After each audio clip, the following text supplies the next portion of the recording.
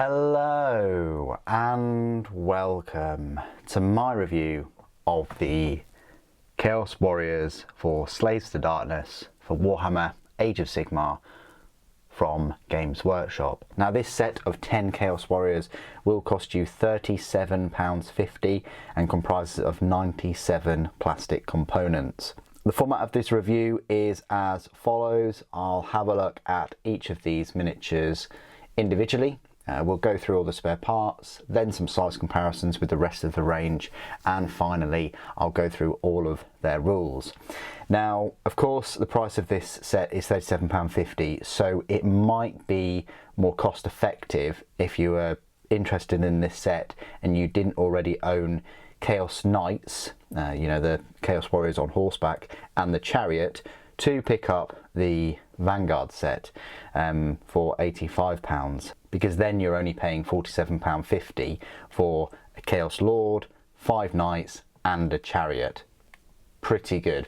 So let's have a look at these miniatures individually. When they were first sort of announced and I saw pictures of these and things, I thought, oh, they're just the same Chaos Warriors that we had in the Start Collecting set. And it does seem a bit odd that a few years ago Games Workshop released that Start Collecting set with new Chaos Warriors, but those Chaos Warriors in that set were all monopose push to fit miniatures, much like the Chaos Lord on Karkadrak and the Chaos Knights.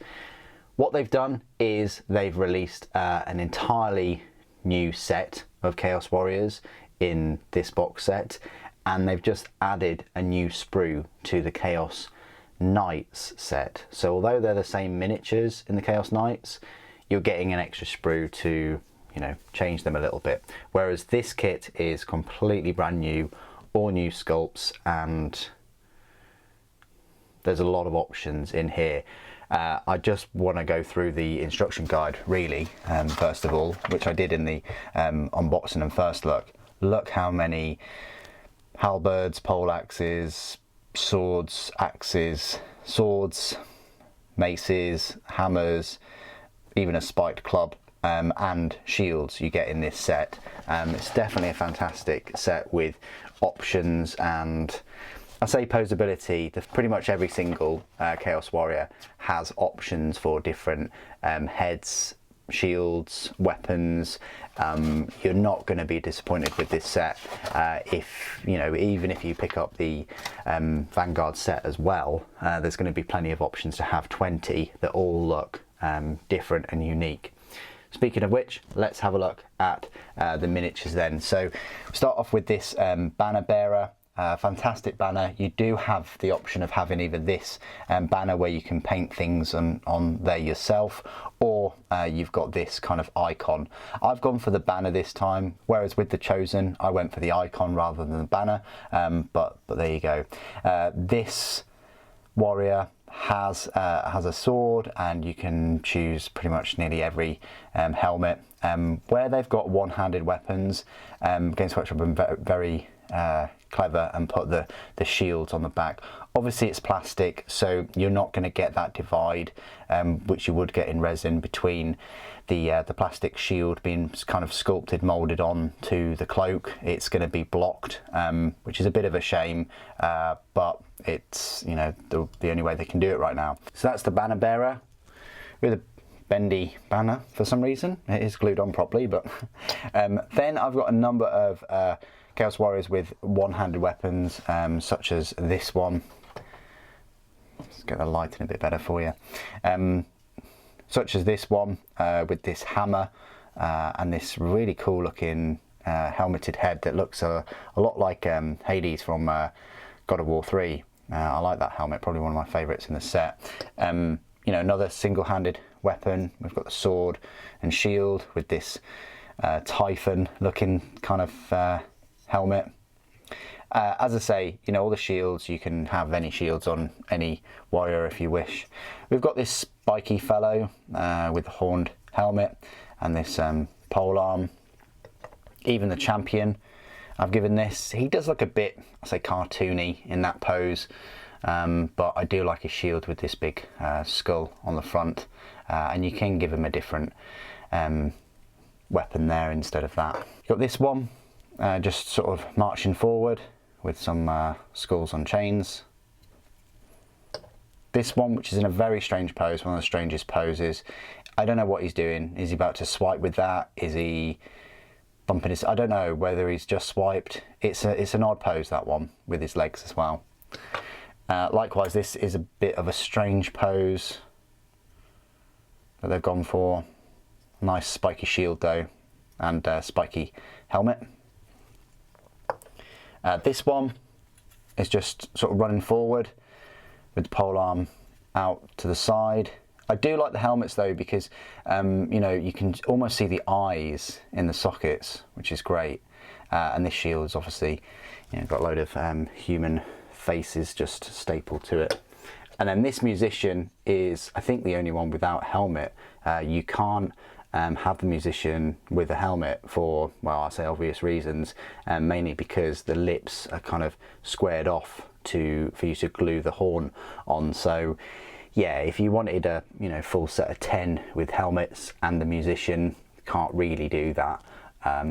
But you know, you might want to put a couple of helmetless heads on these Chaos Warriors just to balance this out. However, I will say that Games Workshop have not done that on their box. They've only got one without the... So that's all the Chaos Warriors. Let's have a look at the spare parts. They're over here. You do get a fair amount. You get one extra shield if you use all the ones that I've used. I thought this was the worst looking shield out of them, so I didn't use that. I didn't use the icon or the icon kind of emblems. There's one of those. Number of heads remaining, you get, that's 3. You're getting 5 extra heads there. Oops. 3 helmeted ones. This one I didn't use. This one with the horn broken I didn't use. And this one, which is still quite a cool one, I didn't use. And this kind of Darth Maul type spiky head I didn't use either. So there's 5 there. The other single-handed weapons, you are left with 4 pole arms, 2 hand axes, the spiky club, and a warhammer, I guess, a mace, and 2 swords. So plenty of weapons there. You also get a hand clutching a load of couple of heads there. So plenty of weapons. I'm just adding a little edit here into this review because I wanted to explain the ensorcel weapons and the murderous weapon. So if we look a bit closer, in the instruction guide, it's the warrior with the standard bearer. You can either give him the standard or double-handed ensorcelled halberd, which I believe is this one, because there's 2 hands on there. The second miniature is, of course, as you'd expect, the musician. Again, another double-handed halberd. So they are the 2 that you would have had if it wasn't the musicians. That leaves me with 2 extra warriors. Now, of course, these double-handed ensorcelled halberds can only go on the 2 kind of special warriors in the set. So it only leaves me with these 2. Now I have narrowed it down to these 2, me equipping with the, I say, incorrect ensorcelled halberds. So these 2 should have these spare ones, and these 2 should have these. So even though they kind of showcase, oh, you know, like 1 for the halberds all the time, and at the start this is 1, it's very specific in which ones to use. So just bear that in mind when you're building these. You need to take note, otherwise you might end up in a situation like this. So size comparisons then. Well, the first comparison I'd like to make is with one of the, I say, old school you know, Chaos Warriors that came out in that combat, in that Start Collecting set a few years ago. This is one such, and they're sort of in similar poses.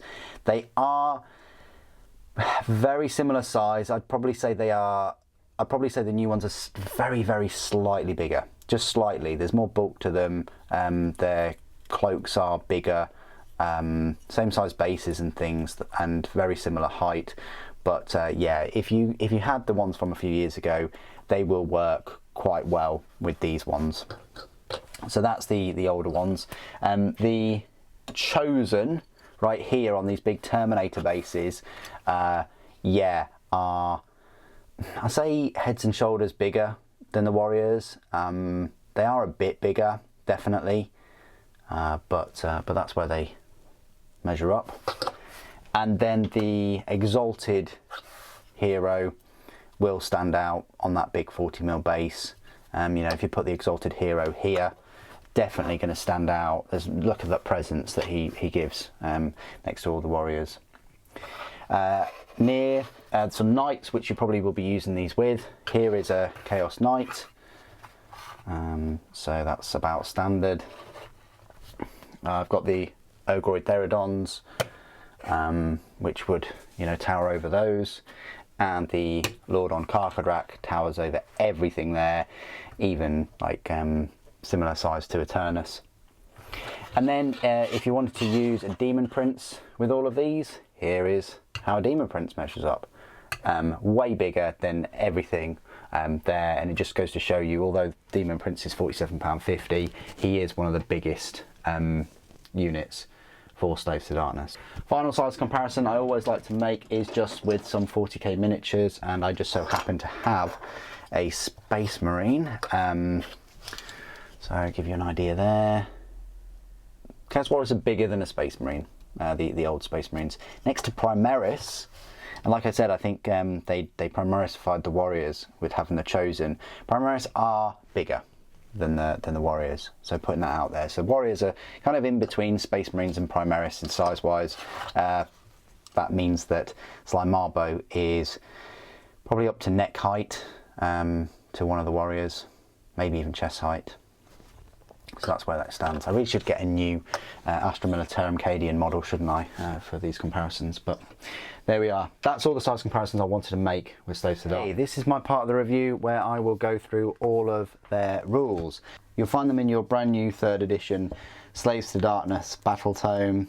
They are a battle line unit. They comprise of 10 models, and they will cost you 220 points, which on face value looks like they are quite expensive for 10 of them. So what do you get for these 220 points for these 10? Well, you get a movement of 5 inches, a save of 3+, bravery 7, 2 wounds, and each model in a Chaos Warriors unit is armed with one of the following weapon options: Murderous Weapon or Ensorcelled Halberd. All models in the unit must be armed with the same weapon option. So I think I am going to have to go back and, you know, take some arms off and put these ensorcelled halberds on, which is fine. I don't mind doing that. It's just when I was trying to equip the weapons, some of the ensorcelled halberds just weren't fitting onto the models that well. So that's why I picked those murderous weapons. But it's an important note to make, rules wise, they all have to have the same weapon option. Champion. One model in this unit can be an aspiring champion. Add 1 to the attacks characteristic of that model's melee weapons. Standard bearer. 1 in every 10 models in this unit can be a standard bearer. Add 1 to the bravery characteristic of this unit if it includes any standard bearers. Now, important note to make is that standard bearer cannot have an ensorcelled halberd. It has to have a murderous weapon. Doesn't really mention it anywhere here, but yeah, it's a bit like the musician as well. The musician can't have the halberd. The musician has a murderous weapon, you know, the little hand axe. So again, it begs the question, you've got 2 models there in the unit that have to have a weapon that isn't ensorcelled. So why do they restrict you by saying, oh, all of them have to have ensorcelled halberds? It's really bizarre and confusing as well. If they really did want to limit you to have ensorcelled halberds, they would give you the miniature options of giving you the ensorcelled halberds for those 2 models. Anyway, the musician. 1 in every 10 models in this unit can be a hornblower. Add 1 to charge rolls for this unit if it includes any hornblowers. Now that also begs the question, do they have an ensorcelled halberd tucked away somewhere? Because it doesn't then talk about, because then it doesn't make it clear what weapons, along with the standard bearer and the hornblower, do those two miniatures have? Do they now have murderous weapons because they can't wield an ensorcelled halberd? It's very, very wishy-washy, and I wish it was more clear. Rules. Bringers of Desolation. Add 1 to the attacks characteristic of this unit's melee weapons while it is wholly within enemy territory or wholly within 12 inches of an objective that you do not control. Chaos Rune Shields. This unit has a ward of 5+ against mortal wounds. So the weapons then. The murderous weapon, it's a range of 1 inch, 2 attacks, 3+ to hit, 3+ to wound, rend -1, damage 1, whereas the ensorcelled halberd is a range 2 inches, same number of attacks at 2, but it's harder to hit at 4+, and it's the same to wound, same to rend, and same to damage. So in a way, it's better for you to give them all murderous weapons because you're going to be hitting more with them, and the ensorcelled halberd only gives you that extra inch. Keywords: Chaos, Slaves to Darkness, Mark of Chaos, Mortal, Chaos Warriors. So there you go. That's the rules for the Chaos Warriors. How do they compare to, I don't know, other battle line units? Well, there's a load of battle line units such as the Chaos Marauders. I mean, Chaos Marauders, for instance, are much cheaper at 85 points for 10 of them. However, they only have the 6+ saves, they only have 1 wound. They are a bit faster, but their bravery isn't as good. Their attacks aren't very good either, harder to hit, and they only get a better save if you give them shields. So they are much harder hitting and survivable compared to their kind of exalted chosen brethren. You know, the chosen have the same saves, better bravery, but more wounds, but they hit a lot harder. They've got 3 attacks instead of the 2. They've always got 3+ to hit and to wound, and their damage is 2 as well. Also, they have that really cool ability of being able to attack a second time in the same fight phase. But what do you guys think of the Chaos Warriors? We've finally got a decent standard battle line Chaos Warriors box set for Age of Sigmar. Put your thoughts and opinions down below as always. It'd be great to hear from you. Thank you ever so much for joining me today. Thank you for watching. Archaon Protects.